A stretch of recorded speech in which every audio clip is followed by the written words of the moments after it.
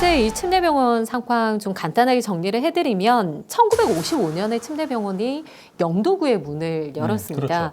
그런데 2017년 7월에 파산을 했고 이제 거의 3년이라는 시간이 지금 흐른 셈이죠. 지금 4차 경매가 들어갔는데 유찰이 된 그런 상태. 내년까지, 네, 내년. 그렇죠. 그렇습니다. 간단하게 좀 소개를 해드리자면 이 정도입니다. 정말 네. 간단하네요. 네, 앞으로 계속 말씀을 드릴 거기 때문에.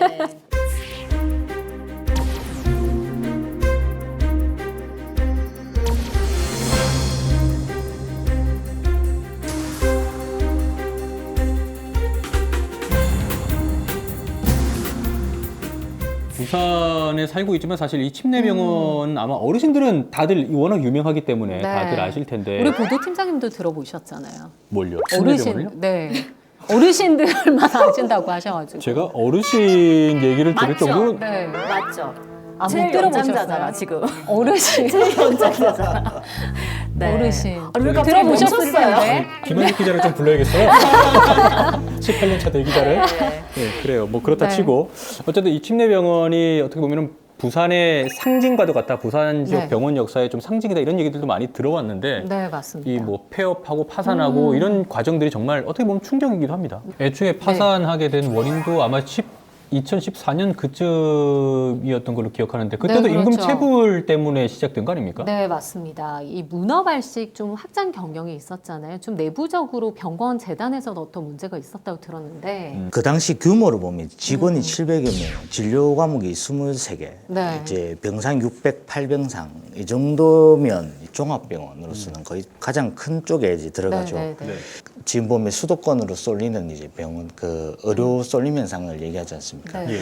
그런 상황에서 침례병원이 그 내실을 다지기보다는 이제 병원 확장을 추진하는 과정에서 무리하게 했던 거라 볼 수 있죠. 아니, 그리고 부산대병원이 핫한 대학병원이 또 근처에 생겼잖아요. 그렇죠. 생각이 들 아무래도 정도로. 새 병원을 또 가고 싶고 그렇죠. 대형 대학병원을 가고 싶은 그런 또 네네. 염원이 있다 보니까 뭐 그렇게 경쟁에서 밀리다 보니까 돈이 없어서 뭐 과잉 진료 논란까지 사실 일었어요 그 당시에. 네, 맞아요. 네. 뭐 결국은 계속 악순환이 반복되는 거네요.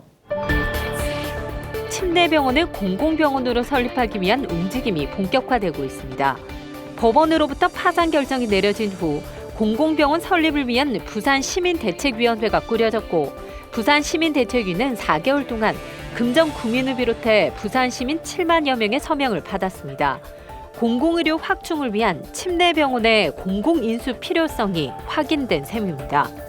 좀 전환이 된 계기가 김세연 국회의원이 이 복지 한번 다녀갔었죠. 네네네. 네. 침례병원에 오셔서 한번 쭉 둘러봤습니다. 이런 시설이나 이런 것들이 좋은데 이렇게 폐허처럼 이렇게 놓는 거는 맞지가 않다. 그 뒤에 김세연 의원이 타당성 검토 용역 그 예산으로 2억 원을 배정을 했습니다. 그래서 지금 현재 부산시에서 어떤 병원으로 지금 추진할 것인가에 대한 지금 용역 이 지금 진행 중이거든요. 그래서 꽉 막혀 있는 상태는 아니고 이 부산시에서도 좀 긍정적으로 어떤 식으로 공공병원을 만들 것인가에 대한 논의는 지금 활발하게 되고 있는 상황인 거죠. 방향이 결정되려면 2022년 하반기가 돼야 될 겁니다. 2022년. 네, 부산시에서 공공병원 타당성 조사 용역을 하고 있고 보건복지부가 건강보험공단 보험자 병원화 용역을 하고 있습니다. 네, 예. 맞습니다. 각각 2억이고요.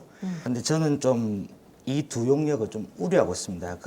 이 두 용역의 충돌 가능성이 있기 때문입니다.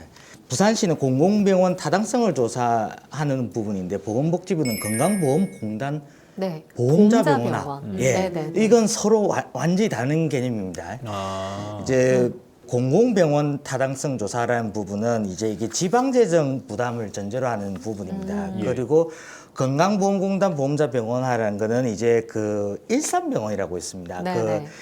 그 건강보험공단에서 직영으로 운영하는 보험자병원입니다. 김세현 의원의 워딩을 그대로 읽으면 공공병원화를 통한 침례병원 정상화는 지역의료 공백 해소, 공공의료 책임성 강화, 원가 조사 체계 구축, 의료 수가 정확성 확보 등 여러 중요한 의미를 가진다. 그래서 실제로 국민건강보험공단에서는 이미 그 논조를 입장을 이미 정했습니다. 어떤 식으로요? 이번에 용역을 최근에 낸 게 있는데 그 용역 보고서를 보면 의료비 원가 조사 체계 구축을 위해서 수도권 일산병원 외에도 영남권과 호남권 등지에도 국민건강보험공단 직영병원 확충이 필요하다. 일단 뭐 평론가님이 이제 말씀하신 거는 보험자 병원으로의 가능성에 대한 이제 부분을 말씀을 해주신 건데 뭐 이 공공 침대병원을 어떻게 이제 공공병원화 할 것이냐에 대한 논의는 말씀드린 것처럼 여러 가지 방향에 대해서 지금 검토가 다양하게 벌어지고 있는 것 같습니다. 특히 코로나19 이제 사태가 장기화되면서 이 감염병 전문 병원의 이제 필요성이 굉장히 부각이 되고 있잖아요. 뭐 침대병원을 좀 감염병 전문 병원으로 하는 게 어떠냐 이런 요구의 목소리도 나오긴 하더라고요. 어쨌든 우리도 부산 시민의 한 사람으로서 네. 결정은 나겠죠. 근데 네. 우리가 생각하기에 내가 생각할 때는 이쪽으로 가는 게 좀 좋지 않을까, 바람직하지 않을까 이런 네, 식의 좀 네. 의견을 내보면 어떨까요? 그럴까요? 정부가 좀 이미 기울었다. 지금 국민건강보험공단도 그렇고 지금 사실상 보험자 병원으로 좀 기울어 있으니까 결국 여기에 좀 편승해서 우리 네. 부산시가 가면 재정 문제도 없고 좀 편하게 빠른 시간 내에 또 공공병원화해서 갈 수 있지 않을까 그런 생각을 합니다. 저는 지금 코로나19 감염병이 굉장히 지금 확산되고 있고 이게 지금 어제 오늘 일이 아닐 거거든요. 앞으로의 계속되는 일일 거거든요. 그래서 부산에 감염병 전문 병원이 만들어져야 되지 않나 이런 생각을 해보고 의료 연구 기관들이 많이 부족하지 않나 실질적으로 조금 의료 행위를 하는 데 있어서 그래서 저도 감염병 전문 병원 네, 알겠습니다. 네. 자, 이번에 그 차순영 기자의 이슈는 사실 부산의 역사를 좀 보는 것 같은 느낌도 있었고요. 수십 년 전에 이제 세워진 병원, 사실 이 수십 년 전으로 쭉 거슬러 올라간다 보면은 저기 일신 기독병원도 있습니다. 네. 일신 기독병원의 역사도 상당히 오래돼서 지역 주민들이 절대 그 이름을 안 들어본 사람이 없을 정도로 어르신들은 저 말고요. 그렇게 많을 정도로 계속 어리신 역사들이 강사하시니까. 이야기되는데 오히려 더 포인트가 네. 되는데. 네, 그래요. 안 할까 그랬네요. 어쨌든 부산의 희로애락과도 또 연관이 있는 그런 아이템이 아니었나 네. 싶습니다. 네. 제 별점은요? 아, 예. 예, 뭐 그래요. 뭐 먼저 얘기한 김에 결정을 드리죠. 꽉 막혀 있는 상태는 아니고 여러 가지 방향에 대해서 지금 검토가 다양하게 벌어지고 있는 것 같습니다. 4.2점을 드리겠습니다. 아, 예. 네. 사실 고구마 먹은 것처럼 답답하기는 하지만은 그런 가능성을 보여준다는 면에서 지금 그렇게 논의가 좀 이루어지고 있고 정부라든가 뭐 부산시도 어쨌든 발빠르게 좀 대처를 하고 있다는 점에서 뭔가 좀 기대감을 갖게 하는 그런 아이템이 아닌가 네. 싶고. 네, 계속하시죠. 저는 4.2점 드리도록 하겠습니다. 아직도 병원의 방향성이 정해지지 않았다. 뭐 그런 부분에 있어서 네. 4.2점 네. 드리도록 하겠습니다.